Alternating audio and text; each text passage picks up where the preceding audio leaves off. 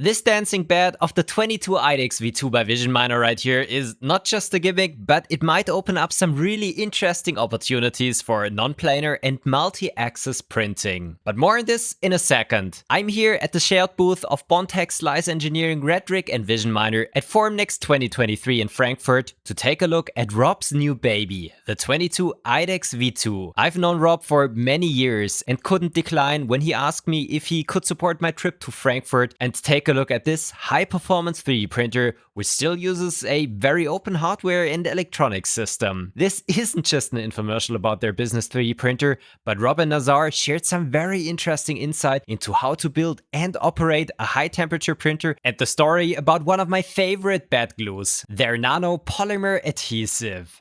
So this is Rob giving you a quick overview of the 22 IDEX V2. All right, hey guys, we're here at Formnext 2023 with our 22 IDEX V2. Joined by Nazar, our lead engineer on the project, and let's open it up and show you what we got. So inside, obviously, we have the LGX extruders, LGX Pro, and the copperhead hot ends. And inside, of course, you've got the 200 Celsius bed, the 90 Celsius rated chamber, and fully open source electronics, so you can modify and go beyond the envelope if you want. Inside also we have the triple bed motors, which allow you to level the bed in a hot environment without having to open the doors and release any thermal mass or heat, so you keep your entire machine calibrated at temperature without having to open it. One of the first things you notice on this machine are the two independent tool heads. But why is this so important for such a machine? So IDEX is really important here, well, for a couple of reasons. We designed the machine for a production environment, right? So you have two heads, and you can print in many different modes. You can do duplication mode or mirror mode, so you can literally almost have two printers in one printing at the same time. So you double your throughput. Secondly, you can also use multiple materials, whether that be support material or breakaway support, soluble support, or multiple colors or multiple nozzle sizes. There's a lot of different options that you can use having IDEX, but the most important part, especially in high temp, and this machine is really focused on high temp for peak, alt-temp, PPSU, PPS, you name it. Well, it's still good for all the nylons and polycarbonate. It's incredible. The high temp materials are very hygroscopic, meaning they absorb a lot of moisture. And that means when you're not printing with one head, then you're getting oozing out of the nozzle. And if you have two heads that are next to each other, we have this problem on many machines. If you're printing carbon fiber peak for parts that's going into a satellite and the other nozzle is oozing, you're getting that material into your part. And that just, obviously that's not flight ready. So when you have IDEX like this, one head is always parked to the side while the other head's printing multiple materials. And so you never deal with oozing, and you ensure that your part is pure and clean. One of the challenges of IDEX machines or any other multi-tool head printer is how to calibrate the nozzles to each other. And they have a really neat system for that. Yeah, so we have a small cavity in the bed, and both nozzles are able to conductively touch this cavity and understand the position. So the main tool head finds the center of this cavity. We can slide the bed off to demonstrate it. Yeah, so we have a cavity here. The nozzle, which will come in the center of this cavity, find the center by touching all four corners. Then it'll do the same for the secondary tool, find the center, and we'll apply the offset to match the centers. And that's how we get automatic tool offset calibration. One of the things that of course needs to be performed before each print is bed leveling and bed probing. They use a probe that's very similar to the popular clicky probe, yet it's on a rotational arm, and there's a reason for that. So this is the probe for mesh leveling and bed leveling and Z offset from the nozzle. So this thing basically is on a servo which flips around, and so that it can come over, and it's a magnetic head. So if you see over here on the hot end, it's very similar to a clicky or an annex or any of those versions. There we go. So it goes on there and it probes the whole bed. Now some people ask, why do we have it on a servo here? We have it rotate down out of the way of the crossbar to increase the build volume. That's the whole purpose of that. We all love our flexible print beds because it makes releasing the parts by just bending it so simple. Yet, if you have a bed that goes all the way up to 200 degrees Celsius, there are barely any magnets anymore that work at these temperatures, not even speaking about the deflection you get at these temperature differentials. So they had to come up with a different solution. The way we attach the bed to, this is our carbon fiber plate, which has been one of the best materials for printing on, and with our Nano Polymer Adhesive, it just adheres to almost every single material except for polypropylene. I even had someone come up yesterday with a Delrin acetal POM benchy, and I was blown away. So apparently it does work for that now. But to hold the bed down, one of the big problems with high temp is the amount of warping that you see on Peak and Ultem, up to 20,000 pounds per square inch of warping forces. So you need a rigid surface, but even carbon fiber sometimes isn't enough. So on all four corners, we have screws that go up and nuts that you twist to secure the build plate on all four corners. Especially when working with high-performance polymers, moisture in the material becomes a huge challenge. You need to dry the materials before printing and then keep them dry during printing. Vision Miner didn't go for a separate dry box, but they put the spools inside the chamber, and I asked why they are doing this. One of the biggest problems we've had over the last 6-7 years printing in high temperature materials on other machines is keeping the filament dry through long duration prints. 24, 36, 48, 59-hour long prints in Ultem.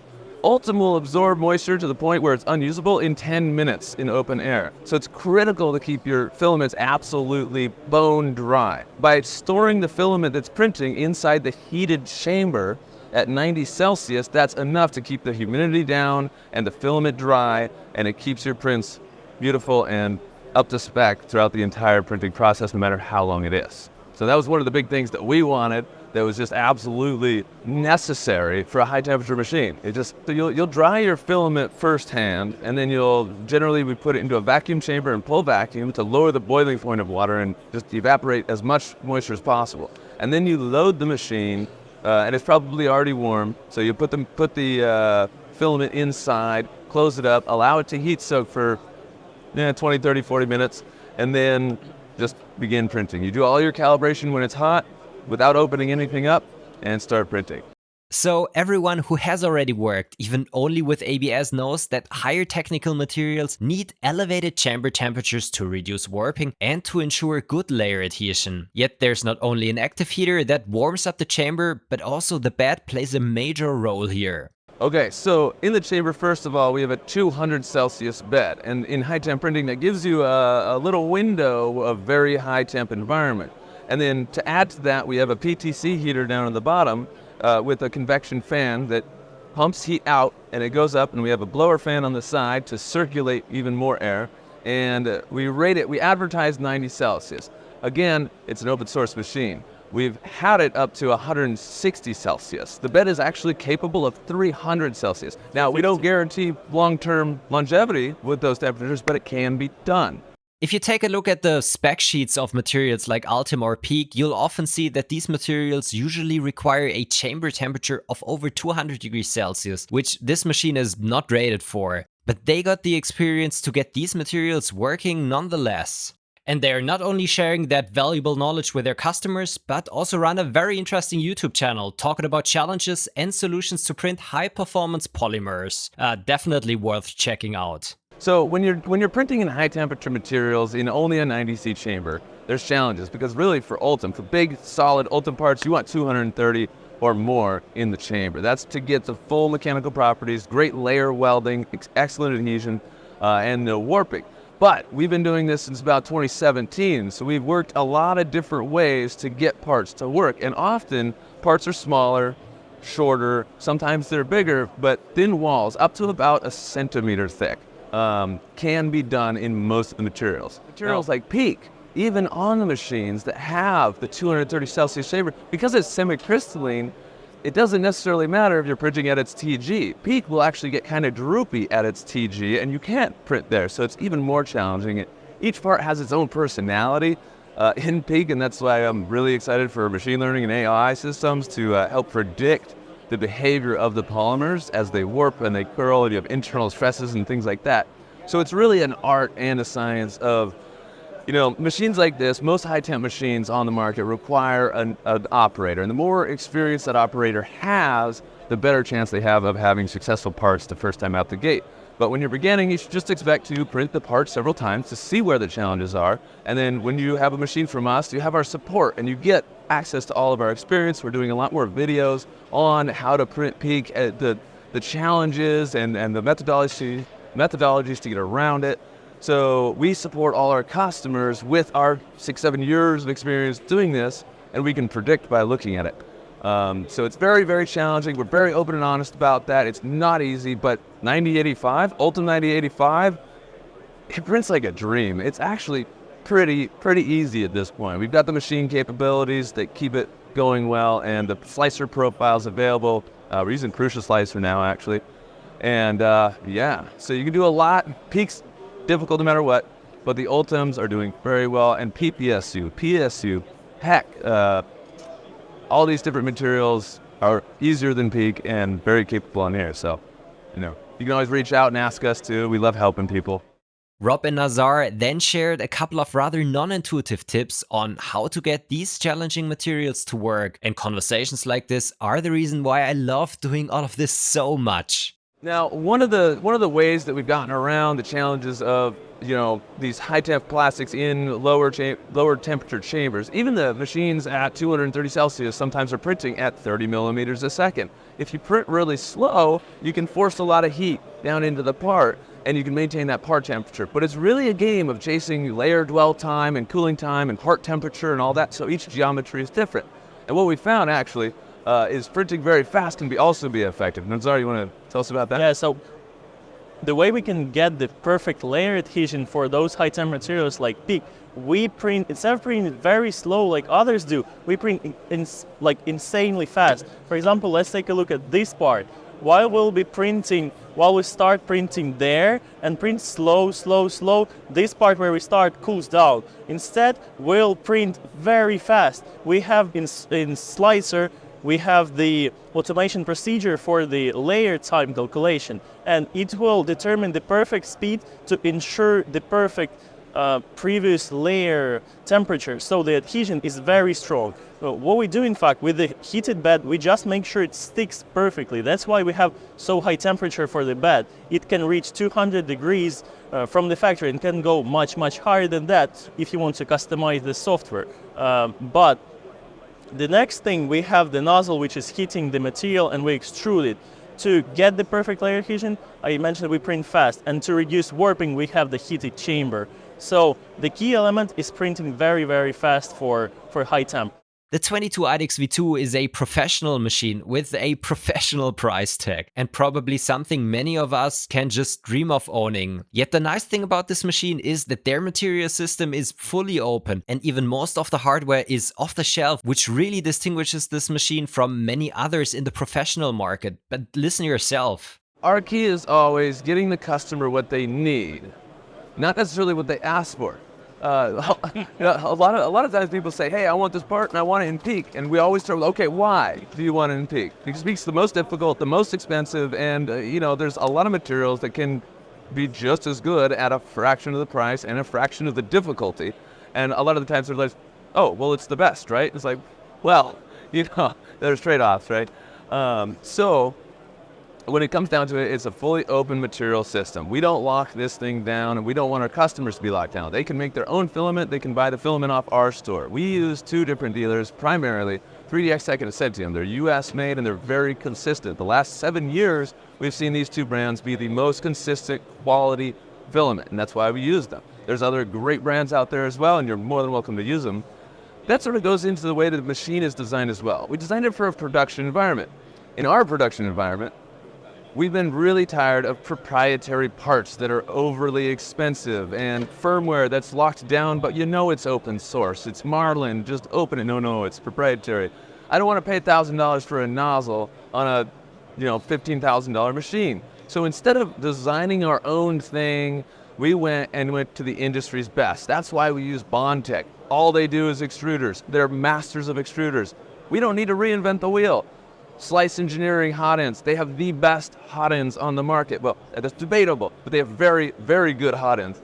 And so we use their hot ends. We don't need to design our own. We focus on making an amazing machine and the support and the documentation and the training and the education for the customer to have successful printing. And that's what matters. Furthermore, because we use the duet system and regular E3D V6 style nozzles and things like that, if your machine breaks down on a Saturday and you need to get back in production for a Monday deadline, you don't have to wait for us to ship you the part. You can go to Amazon, you can go to your local store, you can use parts off your other printers.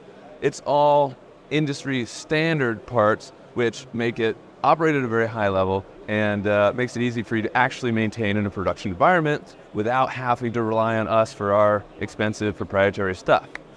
That also leads me into the terminal blocks here. We were using connectors, and different machines use different connectors, and the reliability is at different levels. And so we opted to go for terminal blocks, so you can literally take any components you want and plug them into the system. If you want to throw a laser head on here, you can do that. If you want to throw, I don't know, the sky's the limit. It's open. Building a high-temperature printer is more than just putting an enclosure around an existing machine and heating it up. And Rob shared some of the challenges they were facing and how they solved them. So one of the biggest things is thermal expansion, metals, expansion, contraction. You got aluminum, you got steel, you got different grades of steel, and they all behave differently at different temperatures. So matching the coefficients of thermal expansion between the bed and the crossbar, making sure the frame is solid steel so it's not affected as much by the heat and it's solid when it's warmed up. Things like that's the biggest thing really, is just how much things shift around. A lot of people like to comment and say, I could build that for $2,000 in my garage.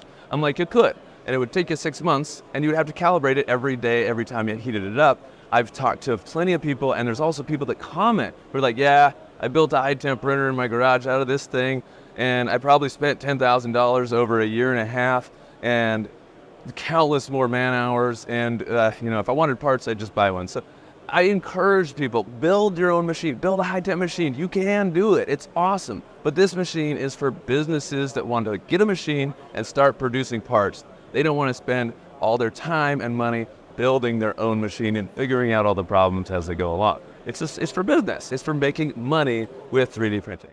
One of the first things people saw when they visited the booth was the dancing bed. Even though the way their bed is mounted isn't something unique, it still might open up some really interesting non-planar and 5-axis printing possibilities. Okay, so one question we get a lot is, why does the bed do that? Is it just for leveling? Well, primarily for leveling right now, but everybody knows that 5-axis and non-planar printing is the future, and so it's future-proof for that. Now, there's not a lot of software developed for it, but we've actually done some stuff in the back about metal DED, directed energy deposition technology, in Fusion 360 and converted for FDM, so explain that. Yeah, the Fusion 360 COM workspace, they have additive manufacture extension or ability to do additive manufacturing, and we take DED machine and with 5-axis and we can have a post processor that will work with this machine. So if you want to do deep, if you have very specific parts that you want to print, we can print very large crazy overhangs with this ability of bed to tilt. So you need for that Fusion 360 and extension for DED machine to work. And then we have our post processor that will convert it to work with our machine. So you can tilt the part during its printing. The bed tilts enough so you could theoretically print the 90-degree overhang, and you would never have to use the support on this machine. And all the machines that we manufacture, they come with the hardware capability to do this. I'm so stoked for that to be like a daily thing. I can't wait. Even though we don't use as much glue stick and hairspray anymore as in the past, there are still many occasions where prints don't properly stick, if they are too big or just out of challenging materials. Even if you are not the right target audience for the Vision Miner 22 IDEX V2, their Nano Polymer Adhesive is something that might still be perfect for you, and I've been using it myself for many years now. Yet it's always interesting to hear the story behind products like this, that weren't initially intended for hobby use but turned out to be so good, even for PLA or PETG. One of the biggest challenges in high-temperature 3D printing is keeping materials stuck to the bed. So back in 2017, 2018, I think we started developing this Nano Polymer Adhesive in late 2017, and we really came to a formula in mid 2018. And the whole thing was, I was in there, and previously we would we'd use a glue stick on surfaces, and then we would bake it for 3 minutes at 100°C, and then we would scrape it, and then we'd add another layer, bake it, scrape it, layer, bake it, scrape it, 3 times. This process took about 20 minutes for each build plate, and it got glue dust everywhere. So I had been in the office for 3 days, literally sleeping in the office, trying to get a PPSU print, a large PPSU part, to work, and it just was not working. And Patrick, the founder and the business partner, came in one day and he saw me covered in glue, and he was like, "What are you doing?" And I'm like, "I'm prepping a plate." And he's like, "Isn't it printing?" And I was like, "Yeah, but it might fail." He goes, "Oh, is it failing?" And I'm like, "Yeah." And he's like, "You know what? Nope, I'm gonna find the best adhesive scientist on the planet, and we're gonna make the best bed adhesive glue for Peak and Ultim ever." See, it knows what it is. And I said, "Okay, I hope we can do that." Awesome. Within 3 weeks, we had a scientist, we had a formula, and it worked, but it worked too well. It was breaking everything we put it on. So over 9 months, we developed it. We kept just modifying the formula slightly with little things here and there and trying different things until we came out with the formula that we have today. Now, in the early days, it was just for Peak and Ultim. That's all we needed it for. And then he said, "Hey, Rob, put it on the Ultimaker." And I'm like, "Why? Why would it's PLA? It's PETG. Why would I do?" And he's like, "Just try it. It might work." And I'm like, "Okay." So I put it on the Ultimaker with a glass plate, and I was printing light shrouds for the office. We had like track lights, and we had like 45 plus lights in the office. And so I was printing these little shrouds, and I said, "Okay, print PETG." It finished, and I heard it in the background, and I heard a ping, and I was like, "Uh-oh."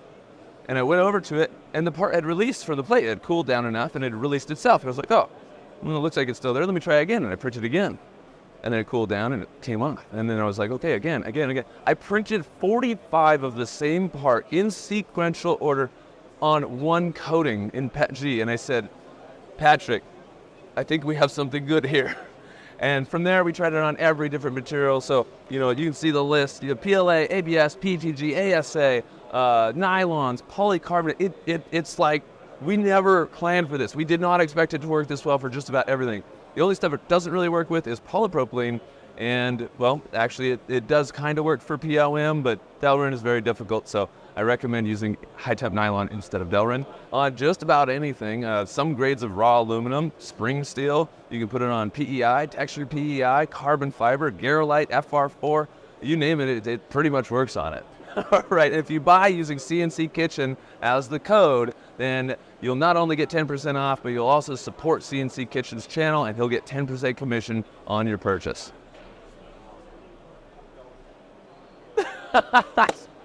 Yes.